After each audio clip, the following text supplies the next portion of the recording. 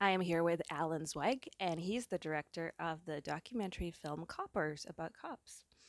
So, Retired cops.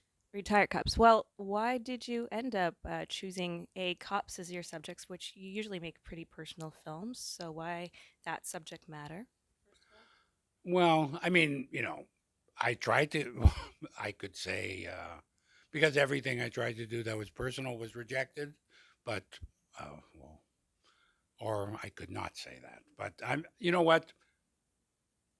I didn't like cops. I could say I hated cops my whole life as a result of driving cab and being treated, like bullied by cops. So then I met a cop who a retired cop who was I could see both things in him. I could see that if I'd run into him on the streets of Toronto when he was a cop, he would have been annoying, mean, bully, and I could see that he wasn't.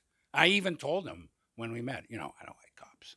Like I was that's how clear it was for me. Like I don't even have to be polite to a guy. He was a cop. I write him off. And so when I saw in him the vulnerability, fragility, whatever, it kind of took me aback. And so it's just something that stayed with me for a while. And I thought, it's not exactly that I made a film about ex cons 10 years ago and maybe I should see on the other side, but that was one of the influences.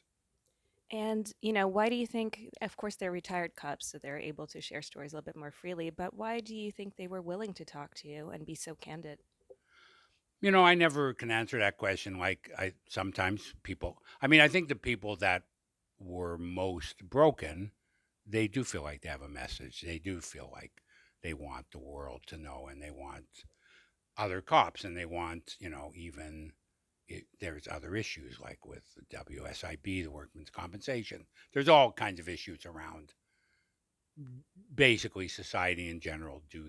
Do we accept that this happens to cops? So I think sometimes they have kind of a political agenda, and other ones, people say yes to being in your film because they want to be nice, or they think it'll be fun, or they think it's nice to be in a movie, or all the reasons people say yes. Well, they seem very open with you, and also, the stories that they tell are some of them are really gruesome and difficult, and some of them, verge on confessions. Um, was there any particular story or anything in general that sort of shocked you or surprised you? Well, I think it was, the film ended up being a lot of stories about like grisly accidents and things like that, and you know, uh, I am kind of worried. People have told me like after that first story, people will walk out of the theater, and it's like, I'm worried about that. But the thing is, that is what affected me the most. When people told very matter of fact stories about accident scenes and things like that, even though it totally like it's not shocking to know that they see that, but I was surprised that that's what they talked about and that I never thought about it. I just thought about cops and robbers investigating crimes, you know, banging down doors with their guns out, SWAT team, things like that. Which most cops never even pull their gun, let alone fire their guns. Most cops are kind of, cleaning up dead bodies that have been in a house for 5 days, and that's it's not like that's surprising. What was surprising to me was that I never thought about it, and so just the idea, as they told these stories, I realized that whether we think about it or not, we basically expect them to walk away from everything, like to see that in the morning and then go have lunch and then start their shift in the afternoon and get another dead body or a kid in trouble or a head on the ground. And because any one of those things for you and me would be like a story we would dine out on for the rest of our lives. And for them, it's like that's Tuesday and then there was Wednesday. And that just the basic mundane aspect of that was what I thought was the most surprising thing, even though on some level somebody might go into the film hoping there's like wild stories about cop chases and car chases and things like that. But no, most of them, and they tell, and I don't know if they're desensitized when they tell the story, but they tell it kind of like, and then this happened, and then there was, he killed her with a, he killed her with a cassette recorder, and when we hit the eject button, brain matter came out, and that's just what happened, and that's what ended up being sort of the thing I felt like I most needed to concentrate on in the film. Well, they're very kind of detached in the way they talk, which they have to be. It's like a coping mechanism, and maybe that's part of why people don't like cops is that those are the interactions they have. But humor is a really big thing I noticed with Navy SEALs, Marines, cops. Can you talk a little bit about that dark humor and how that is a survival mechanism? Yeah. I mean, I think the thing that might, it almost, I could say almost a weakness of the film is in a way that when the cops talk about dark humor or even share some dark humor, I don't think we'll laugh. I don't think the audience will laugh. I think more they'll go, really, that's not funny, dude. So humor is if you were there dealing with that and somebody made a very like talked about like somebody tells the story. It did make me laugh when he told me about how somebody picked up the head and said, "Ralph, do you know this guy?" And I can imagine laughing at the time. And I mean, I'm sure it helps to laugh, but that is, again, the question. The guy at the beginning of the film says, if you have a sense of humor, you can walk away from everything, anything. And it's like, well, he believes that, but I don't think that's true. I mean, that guy later in the film tells a story about an accident that happened right in front of him. And he keeps repeating that when the guy was hit by a car, he flew straight through the air rather than in an arc.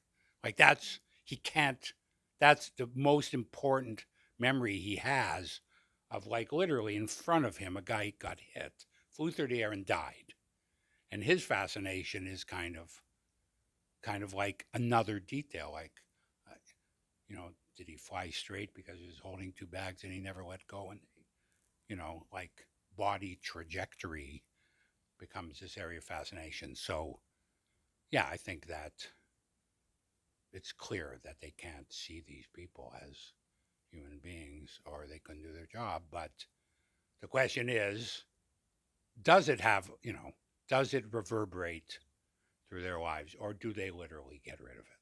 It really feels like it does. Like they all seem to be really pretty messed up individuals Right. ultimately. When you set out to make this, I mean, cops are obviously a hot topic, and people tend to sort of look at it in the situation of cops are bad, and these are the horrible things that cops are doing.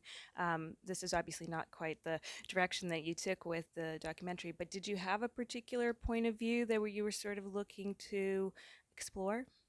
Well, I was, like I said, I don't know. I don't even know how I said. From, I hated cops. I never even interrogated my own hate for them, and I hadn't had really any negative experiences with them in the last 30 years since I stopped driving cab. But the 15 years of driving cab and getting stopped and getting grinded down was enough that I just had no. I mean, here's an interesting thing that occurred to me, kind of a shocking moment of realization was all my life when I heard people say they wanted to be cops to help people, I just said, that's definitely not true. You were a bully in high school.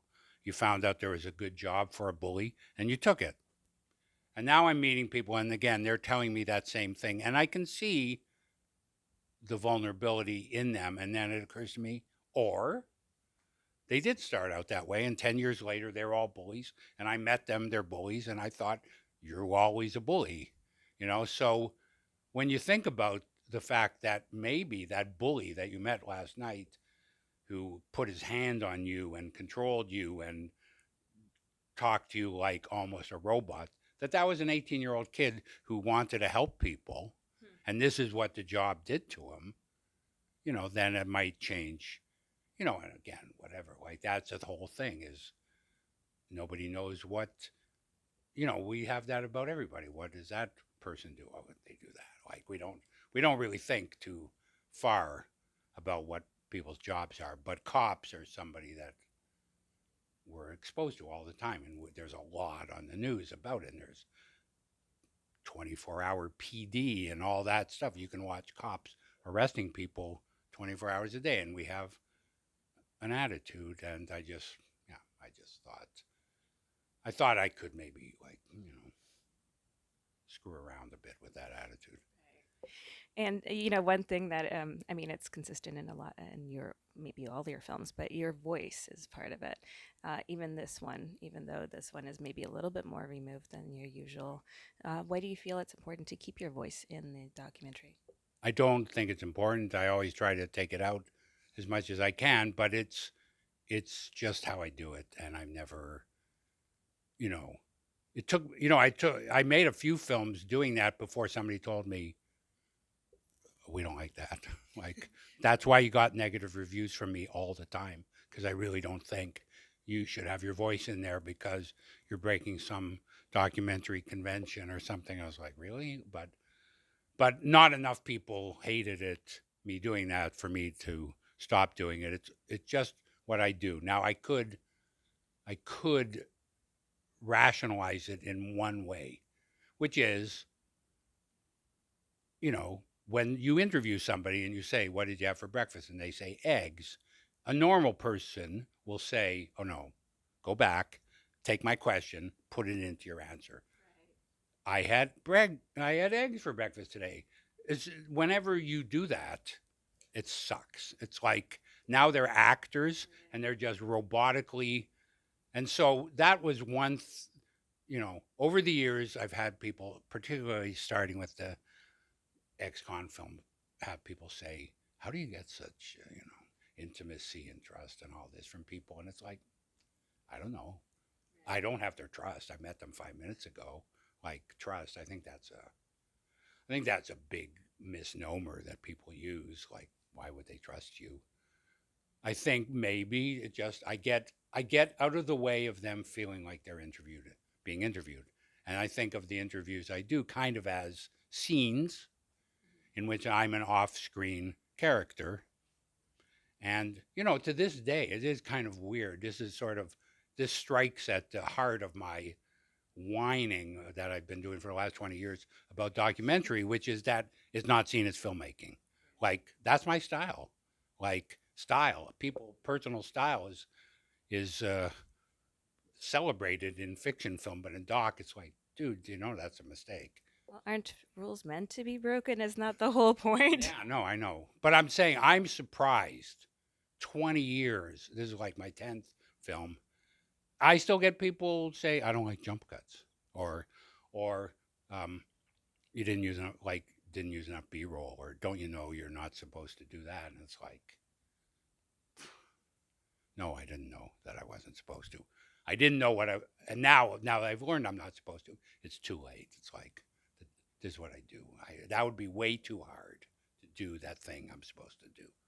Well, I think you should just continue to do you. Yeah, It's right. It's that's too late, yeah. and That's and you should continue to do you. okay. I think we should all continue to do us. Yeah, Maybe try to become the best versions of us that we can. yeah, yeah. That's the problem with cops. They have to be the same person, right? Let them. Anyway, that's maybe I'm taking that metaphor too far. And so, where can people actually see this movie? Can you let us know?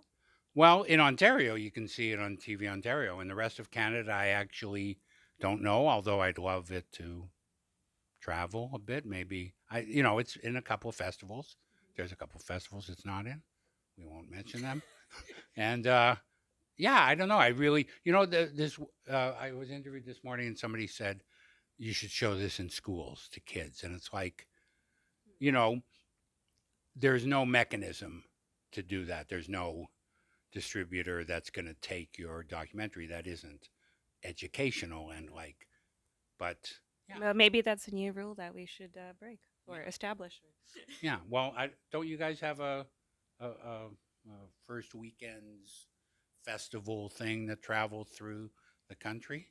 Don't you do Not that? us, but we do different screenings of different films, and yeah, and we'll let people know about films like yours when Okay. they come out.